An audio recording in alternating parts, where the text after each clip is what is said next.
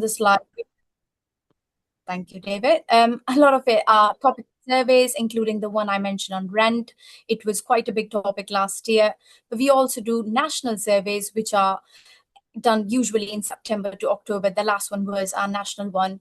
And this one was focused on affordable warmth and energy efficiency. We've built a nice database as well. However, if you know friends, family who might want to be in this database, please feel free to add their details, because this is a very nice way to share your voice and have those voices heard as well. We also have a group of people called TPAC, or Tenant Pulse Advisory Group, which has been quite a topic of discussion over the past few months. It's in scrutiny, and there's a lot of work going on from my colleague Olivia as well on this. But I'd let David explain what is it in terms of the current information. No, like I said at the moment, the TPAG themselves, the group wanted to change, and we heard that, and we've had a number of sessions, about 4 or 5, Olivia, isn't it, in terms of what tenants wanted from this to be, and I think it's going to go in 2 directions. I think we can say that, Olivia, now. Yeah, but we're keeping the name, so it's no longer just focused on Tenant Pulse, which is what it previously was. We've kept it in branding with keeping the TPAG, but it's going to be Tenant Participatory Advisory Group, so it's a bit more casual. It's a big open mailing list as well, and it's just a way we can keep that engagement with tenants, but actually in line with what members of TPAG wanted, which was a bit of a broader scope. So I'm actually going to put the link for any tenants who are interested who want to sign up for that in the chat now as well. It's also topical things that emerge, isn't it? Yeah. As an example, last year with body cams came up in the news about should homes and stuff have body cams, and we were able to poll people overnight, 50 quick reviews, about 55 I think it was, but people gave really interesting detail, and it helped then me the next morning while it was in the news to contribute to that. So yeah, that's what we're hoping for, and then there'll be a second stream. Can we talk about that now? No. Okay, brilliant. Thank you, David. I think, like David and Olivia said, it's a group of diverse people, not just from backgrounds, but also from age profiles, tenure type. And I think from Pulse perspective, it has been really, really useful to work with them, to share questions in advance, ask their views, because ultimately these surveys are for tenants. It's really, really important that we engage with them earlier on and not just share the survey for their views, but actually it's a follow-up. It's an all-round circle. And I would like to say a massive thank you to them for shaping the surveys over the past few years as well. But on a positive excitement side, in every Pulse, we have prize draw, and this year's winner were Michelle, a tenant from Cardiff, and Sean, a tenant from Wrexham as well. We've changed the prize as well, just reflecting on what people need are.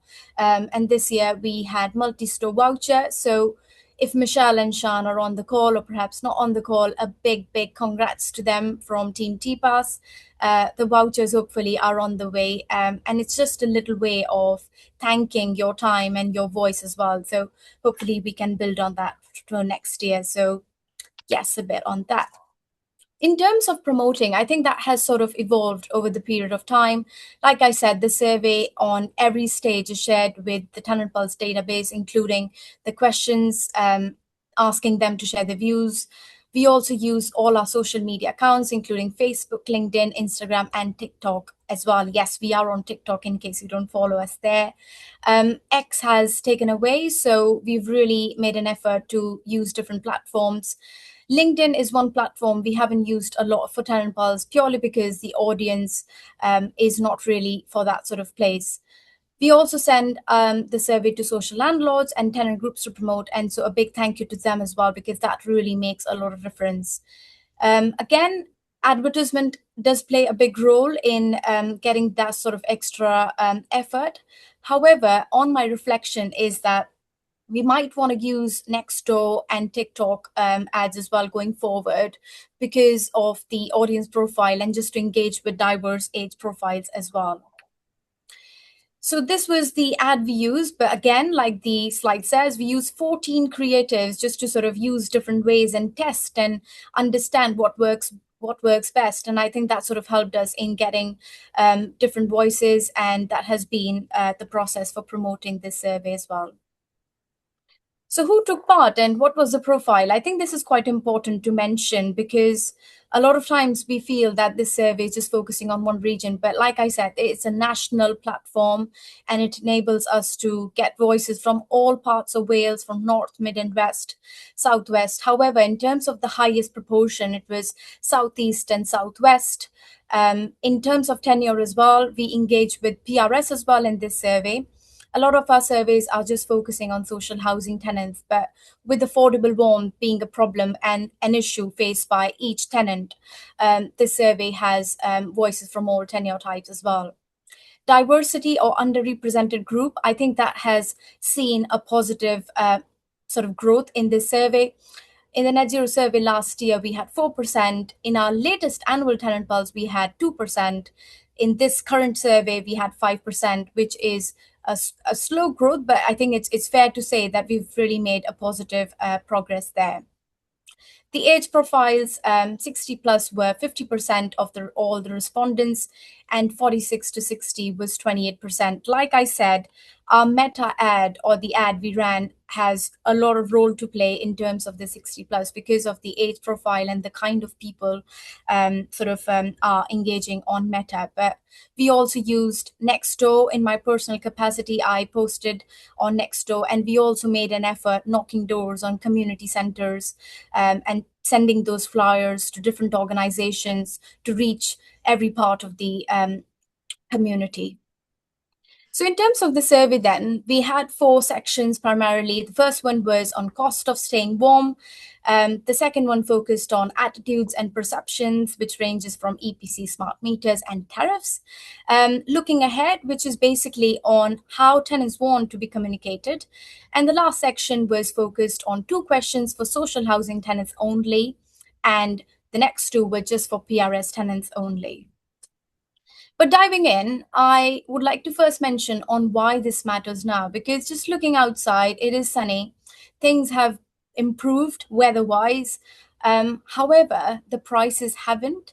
The recent price cap took a reduction by 7% recently as of April 2026. However, things have been volatile. I don't need to expand on that. I think everyone's quite aware about the oil prices and how the energy market works. So we should all sort of remind ourselves that this doesn't stop here and heating your home shouldn't be expensive. So I think this topic should never subside in our conversations. So the first question was whether you find heating affordable. And only 23% tenants said that heating is affordable.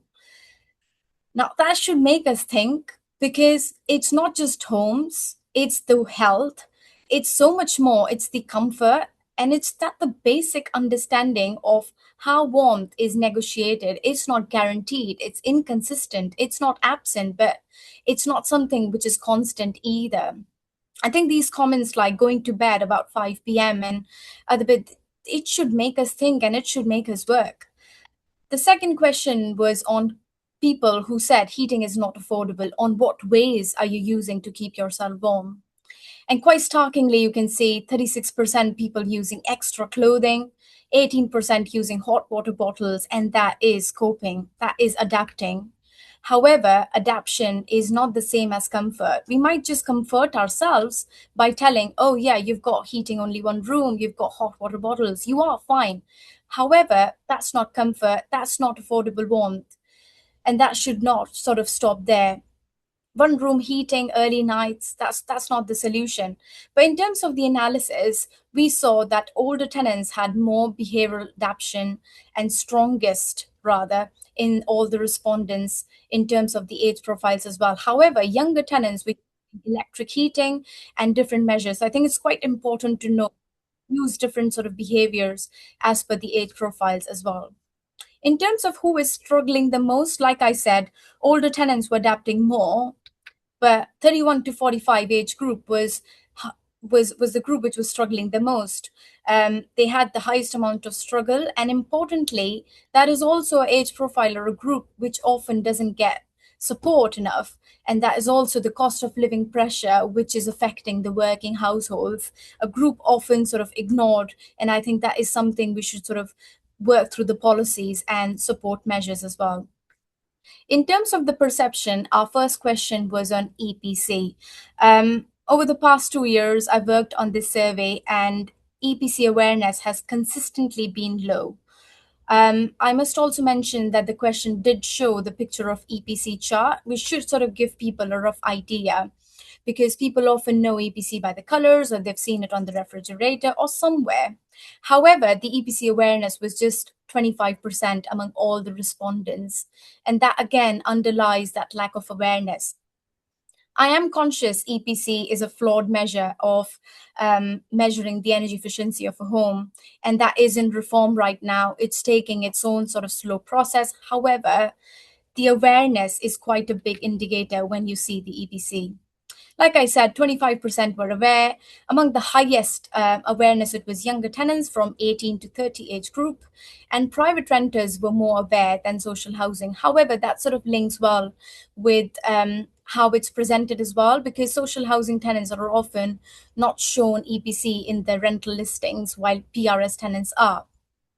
There's also EPC in terms of the reporting. So C and D were highest reported in our database, which is good to see, because those are some of the targets as well in our recent legislations. There was also a case study I found when I was analyzing, and that sort of made me think on the behaviors I mentioned. A tenant reported EPCG, which is not even legally allowed. The tenant was old tenant, 60 plus age profile, social housing tenant from local authority, uses blankets, uses little to no heating. Those were the answers which I saw from this profile, and that sort of links on health and housing and why we need to improve the housing stock and do these measures, because this is just one case and there could be more. And that sort of links well to why this survey and why all of this even matters. The last question for this section was smart meters. Apologies, this was the second last. We've still got tariffs coming on. Smart meters. So the reason why we are smart meters was because it's part of the Welsh Housing Quality Standard. It doesn't mandate it. However, it is mentioned that on occasions where landlords can encourage tenants to have a smart meter, they should. Additionally, smart export guarantee, or the income from your excess solar, has been a conversation over the past few months at TPAS Cymru. We worked on several focus groups, worked on a guide, and the underlying point is that you do need a smart meter to claim that excess solar. I've also spoken with a number of landlords who are struggling to understand why smart meters aren't sort of deployed at large numbers. In our survey, we found that 68% tenants do have a smart meter. However, the understanding and trust was quite limited. In terms of the tenure type, social housing tenants had 72% and PRS had 48%.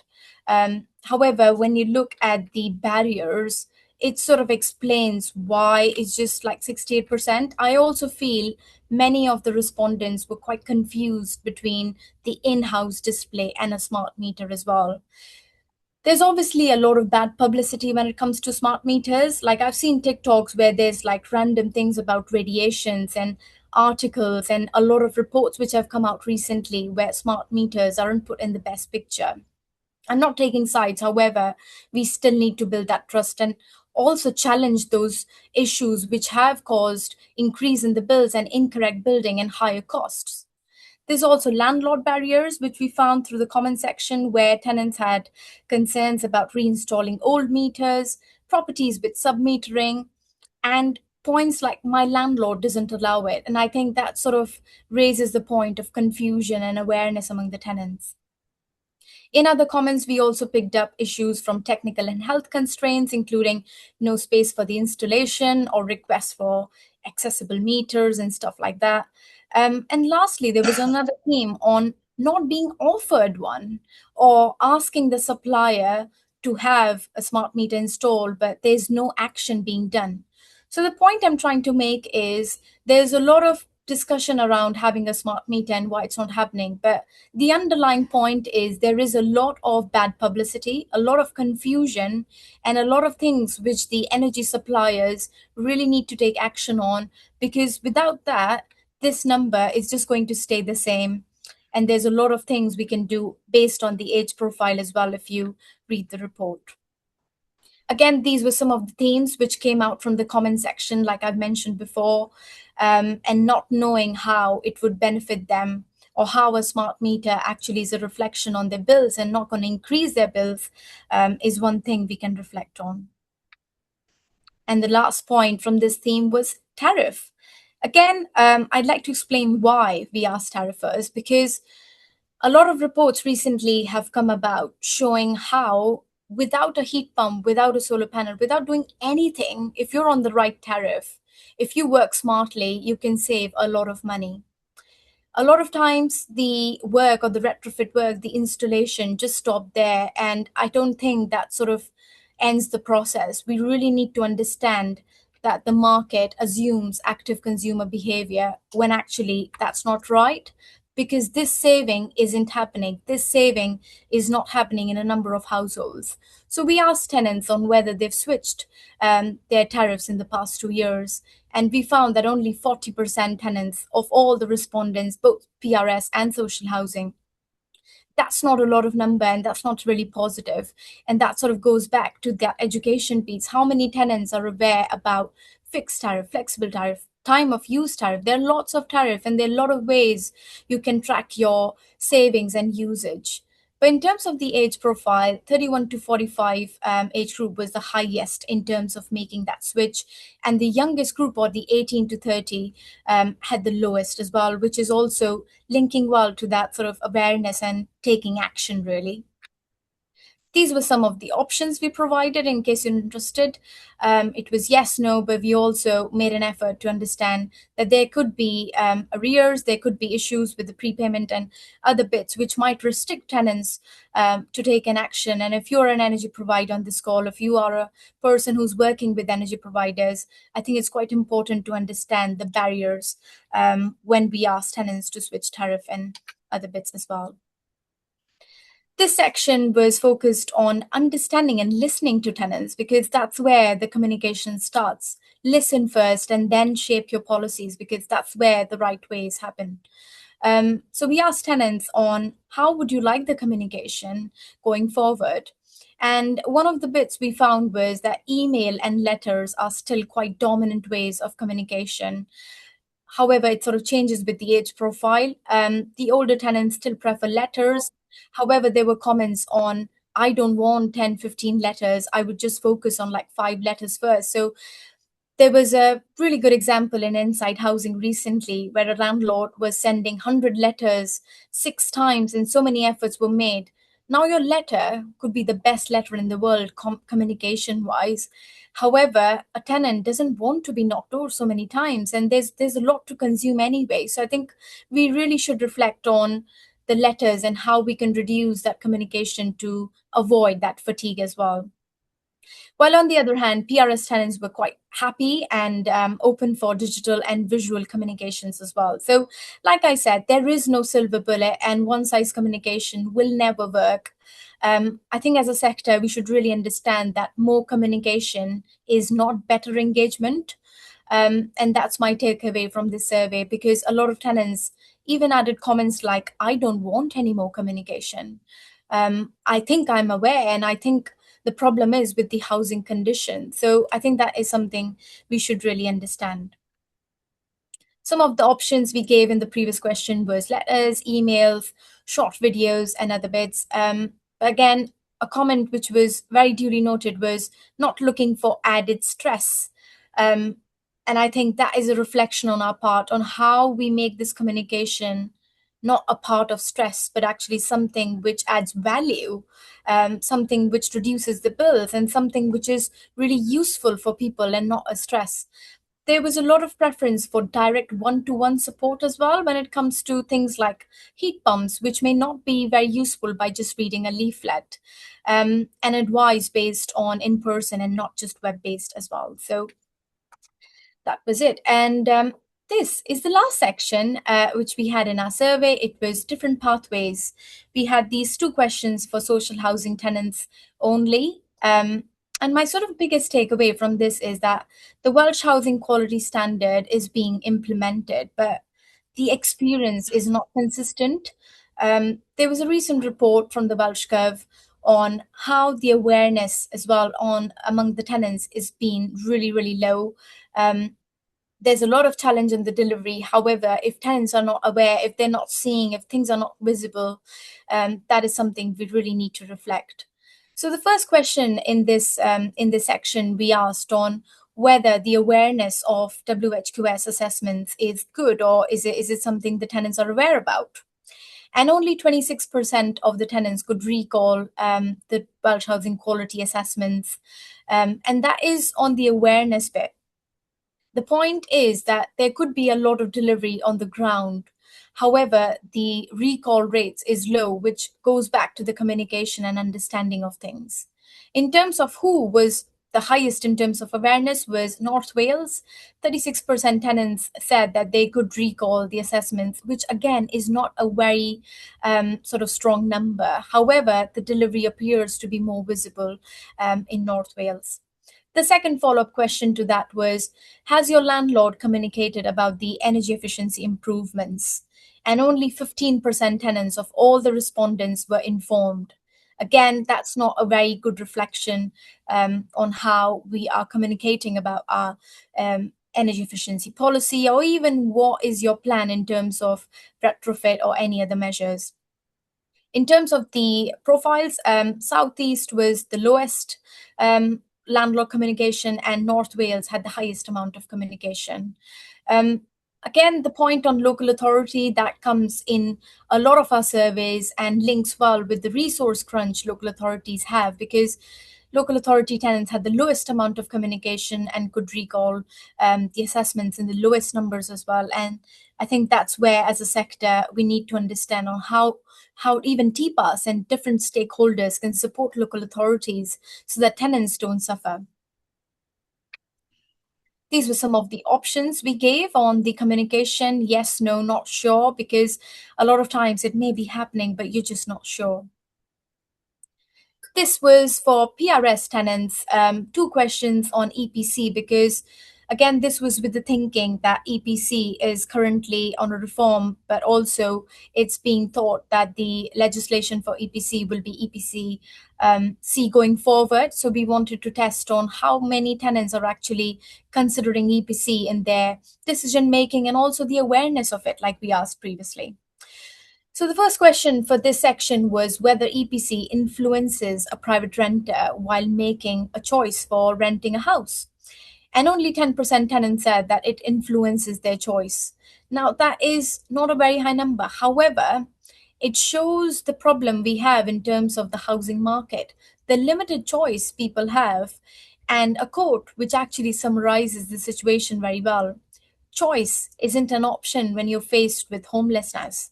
And I echo that, because as a private renter myself, I would rather choose a home than drive myself through EPCs, because that is not a choice a person can make if the options are limited, or if there are no options. And I think the legislations and everything might be happening at some point, but if the housing supply doesn't increase, the decision making is not going to be very strong based on EPC. But in terms of who actually is making that sort of EPC decision, Southwest tenants ranked the highest, and 18 to 38 profile had the highest amount of influence through EPC. Again, young people are more sort of aware, however, their choices are limited. The second question, or a follow-up question, was, would you stay longer if your home is energy efficient? And straight away, 79% tenants said, of course, yes. So I think that sort of links that you might be influenced and you might want to live in an energy efficient home. However, things only change when you have a home. And I think improving energy efficiency is not just about compliance as well. It's a direct impact on tenant retention, which is a big problem in the PRS, to retain tenants and have longer tenancies to maintain that stability as well. These were the options we gave on yes and no for the last question on staying longer in an energy efficient home. Again, despite upcoming changes in the PRS, EPC ratings are not really currently influencing tenant decision making, purely because, I guess, because of the choice, and that sort of summarizes through our comments as well. So what are the recommendations and what do we sort of reflect looking at the report? I think my first sort of recommendation is that we should improve the quality of housing stock, not just to support warmth, but the comfort, the health, and all the other elements which come along with it. It's not just the housing stock. We all know Wales has got the oldest housing stock in the UK, and there's certainly a thing we need to do as a sector and as a group of people to make that change. All of these things which we do through the Welsh Housing Quality Standard, optimized retrofit scheme, and whatnot, that needs to improve in terms of the visibility. Tenants need to be part of that process through co-production groups, through the policy making, and through different ways we need to engage with them and give that voice, because that visibility of that program, that delivery, isn't really happening through our report.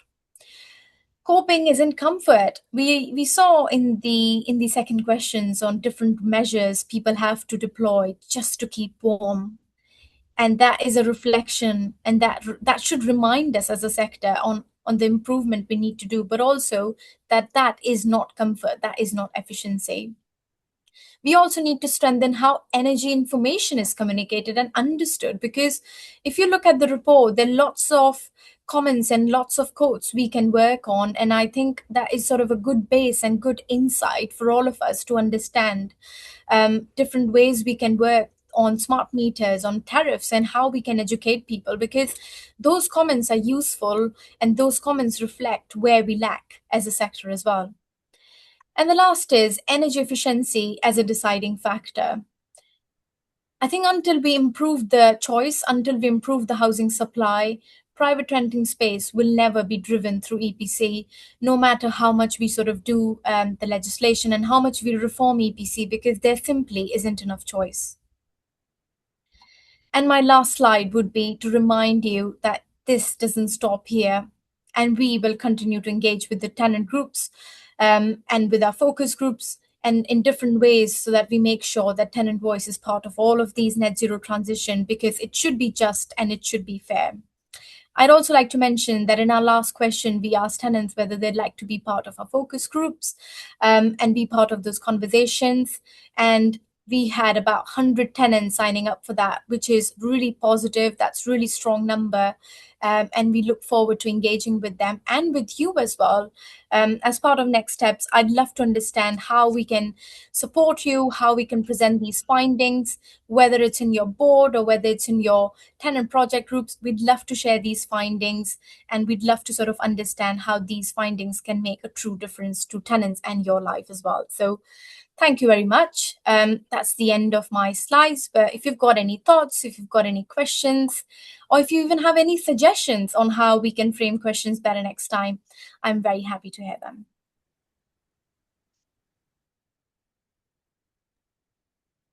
So we've got a couple of comments actually. So I don't see any hands yet from you, but I'll just we've got some comments on the side. Let's have a look. Where was it?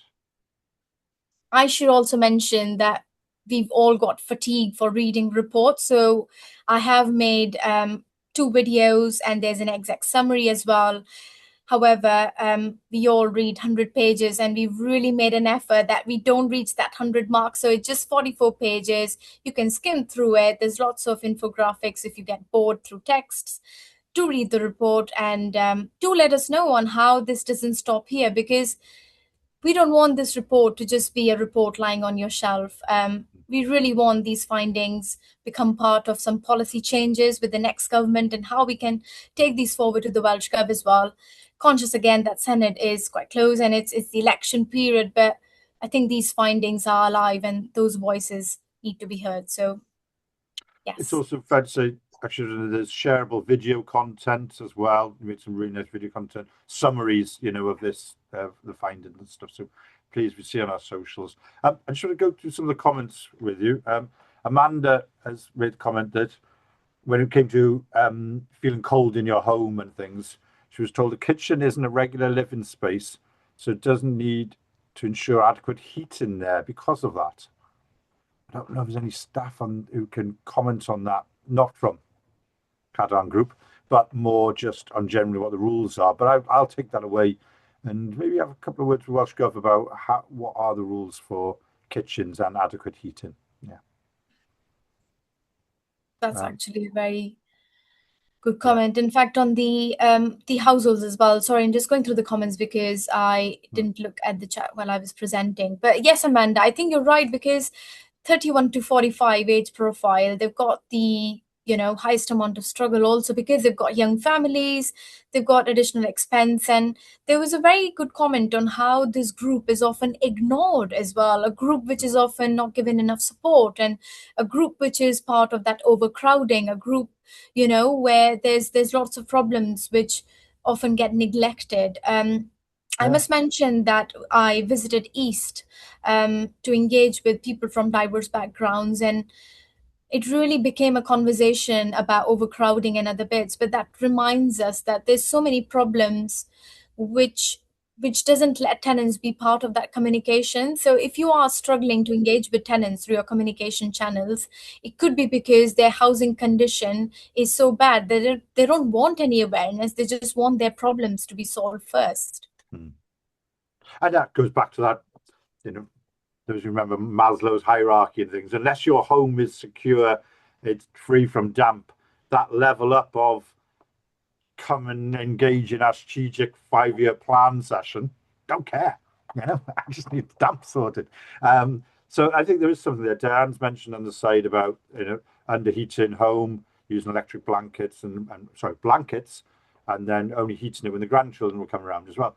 I think there's a lot more of that out there. There was a lot when you look at the detail of the report, that I heat my home adequately, I don't heat my home adequately, and then a lot of people in that, it depends, and a lot of people struggling to and use underheating quite a lot, and only heating at certain times, like I say, when people are coming around or special occasions.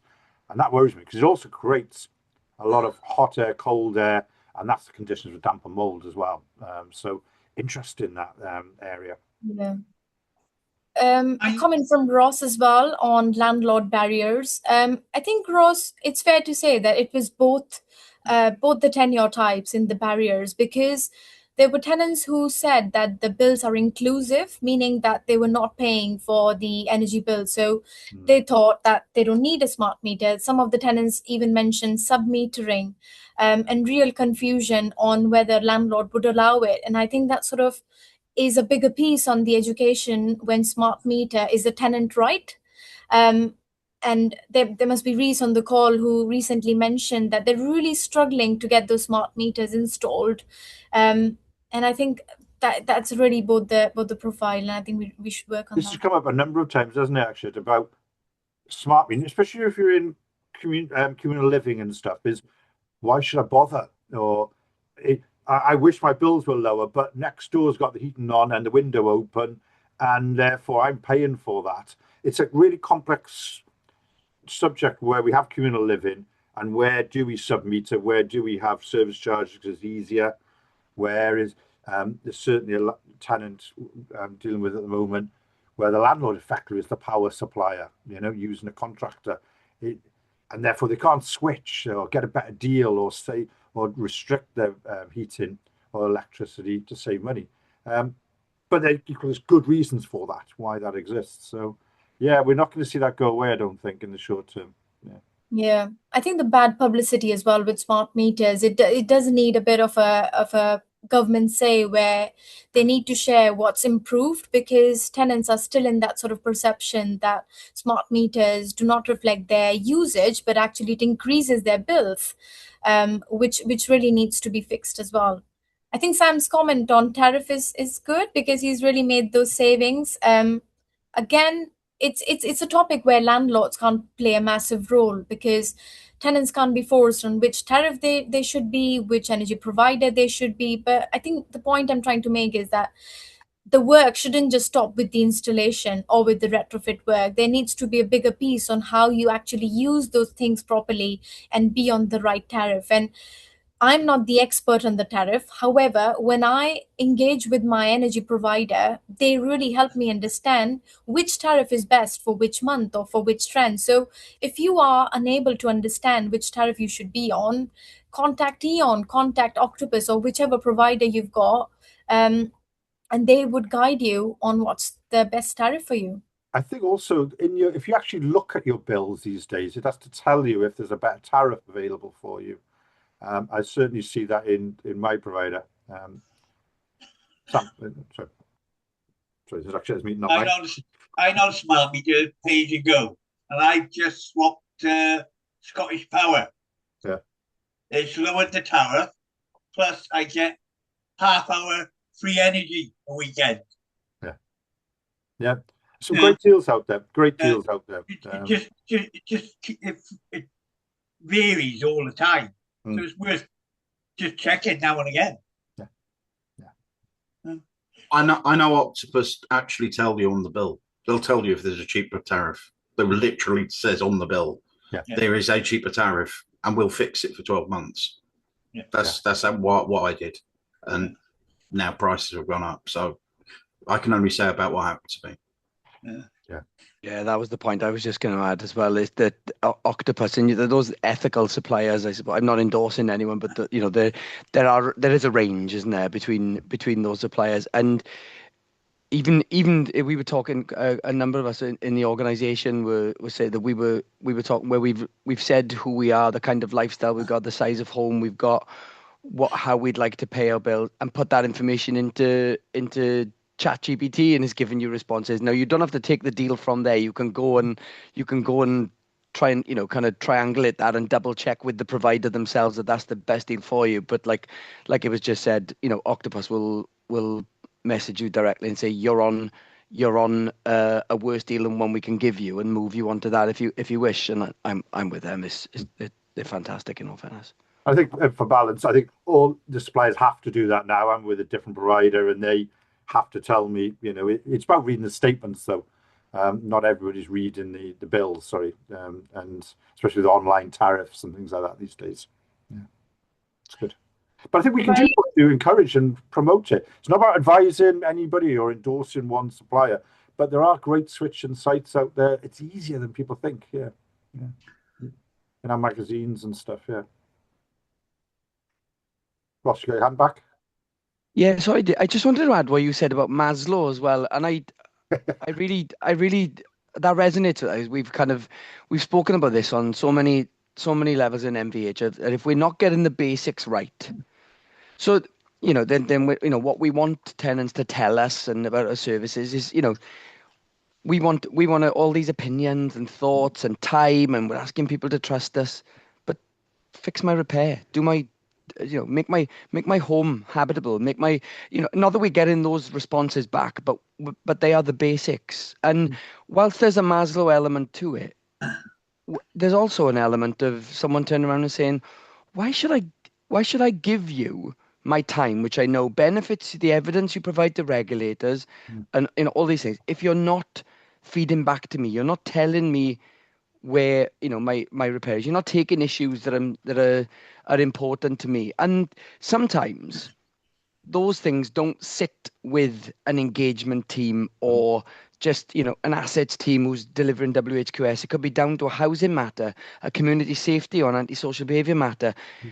But we have to be wearing this one organisation approach to understand that we touch the life of Mr. and Mrs. Jones in so many different ways, that they see us as one organization. They don't see 12 departments and break that down and go, well, it's not Ross, this was someone else. We have to take that cross-departmental approach, because tenants, rightly so, don't often separate those things out. Yeah, it's even more extreme, I think, I'm part of our new customer committee for ATEP, and what I've been finding lately is communication. We're failing on communication. Just keeping people informed. How's the jobs going? What's the problem? Oh, we're waiting for this. We'll be there next week. Just totally keep them informed so they know what they're doing. Yeah. So they don't have to sit in all day waiting for the knock on the door to get the repair done. That's actually, we got another thing coming out soon, I'm hoping, about where we look at tenant voice. We scan chat sites and forums to listen. And that subject of repairs and having to stay in all day, when I can track, the scooter delivering my pizza coming up the road. Yeah. social housing can't tell me. There is some progress in this. A lot of landlords are adopting new software. Valleys to Coast have got a new solution that will allow you to track the VAT and do your repair and things. Yeah, we have several. Yeah, we have several events all through the year, and we got one next week. But the tenants won't come along to voice their opinion. They're quick enough to complain and shout about it, but they won't come along and have a discussion about it. Sam, sorry, it is hard work, Dave, honest. Yeah. I mean, I'll be honest, I wish I could clone Ross and stick him in other housing associations, because the flip side of that is some housing associations, I'm not going to name names, some housing associations, when you try and join the housing association, have a dead link. And other housing that same housing association, when they put an application out for community-based housing officers, use a 3-year-old job description and don't have lived experience as even a preferential experience, because lived experience is worth 0 to them. So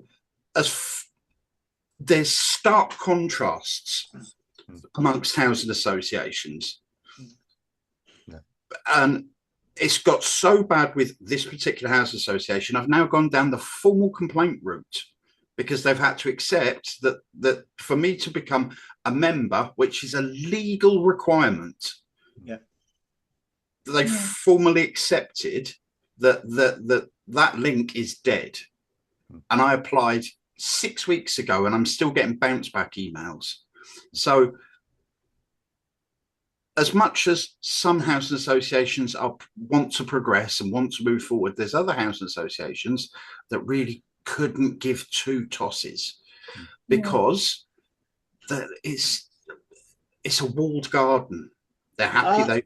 They want to advertise jobs that they want to recruit internally for, but because it's a legal requirement, they have to advertise them.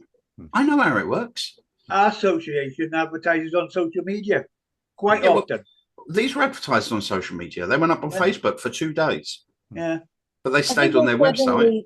Sorry, Sam, but I think you're making a very valid point. Not everything is sort of, hunky-dory. Not everything is gold. I think there's certainly a room for improvement. Like, we as a group of people should inspire positive change, and hopefully Ross' comments as well should reflect with the larger crowd and with the sector.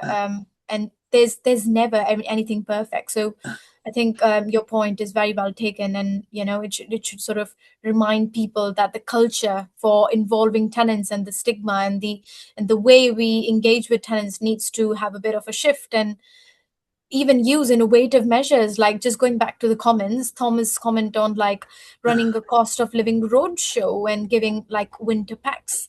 This is something which I often believe on, like engaging with residents shouldn't be like something very traditional, employing different ways of even doing a pizza night, or, going closer to their places, or even offering weekend appointments. These are little things, simple things which you can do. It isn't rocket science. And it just starts with listening sometimes. But thank you for your comment. And I think it should really reflect with people. I'm just thinking, just looking at the consciousness in the last 10 minutes, the question about what's in a warm winter pack, maybe we can find that out, Olivia and I, between now, the next hour or so, before we send you the links to these reports and things like that. And we can just include that in the email or something, save everyone having to email. I know from my work at TPAS Cymru, a lot of them as a standard come with like thermal blankets, like thermal cups, things like that. So I'm sure we can get the sort of itinerary for that. I think you've had some comments as well about, in reference to the ongoing instability in relation to the situation in the Middle East, and how that's going to cause some anxiety. So I think it's definitely something to think about, isn't it, with the instability and everything, and how that's going to impact tenants going forward in the colder months, because the situation is quite uncertain. It is quite inconsistent with our report as well, like heating not being sort of guaranteed. And it's something which people are constantly switching on and switching off. Again, not trying to sort of boast on how solar panels can save you bills, but that should remind us on why energy independence and energy as a power is so important. So please remind your neighbors on how solar panels and even little things which we are doing in the housing sector can really add on to that independence point. But it is a good point, that actually, we've talked to a landlord that had 50% rejection rate on solar panels. 50% rejection rate. Yet, we've also got people saying, 3/4 of people can't heat their home, and like, we've got to marry this up somehow, where solar panels and batteries could transform your heating, so again, there's a lot of work we've got to do in this sector to communicate, engage, and talk to people about that. So I think we've got Amanda and Stephen. Yeah. I just wanted to say quickly, don't forget about schemes like the Warm Homes discount, which is for lower incomes, and also there's the older person version, and like Octopus, and I know a couple of other fuel companies, they offer things like I got a electric throw through them for free, and I know there's other schemes like that. So it's worth letting tenants know to keep an eye out, or maybe you have the funding, you could do that for yourself for vulnerable tenants, because keeping a tiny space warmer is better than trying to keep the whole house warm. In fact, it's the only way they can afford to do it. So yeah, it was just my tuppence. Yeah, I'll come back and after you. It's pretty useful as well, like even our survey, electric blankets were pretty much the top ranking way of keeping warm, and we don't realize, but little things make a big difference. Reese has added a link as well for everyone, for a team of social workers which Octopus Energy have employed to understand customers who are struggling and need that extra bit of help. So yes, don't feel you're alone. I think there's always some sort of help. And if you ever struggle, please do email us as well on how we can sort of involve you with warm whales, NEA, and warm packs, which are often available for a lot of people. But yeah, I mean, Dave's comment as well on how Powys are considering oil. That's not good, but I think it reflects back on to that green skills gap we have, and how so many regions in Wales, even though who are keen to employ heat pumps or solar panels, are not able to because of that sort of funding gap, the people gap, and the right amount of installers and other bits. But yeah.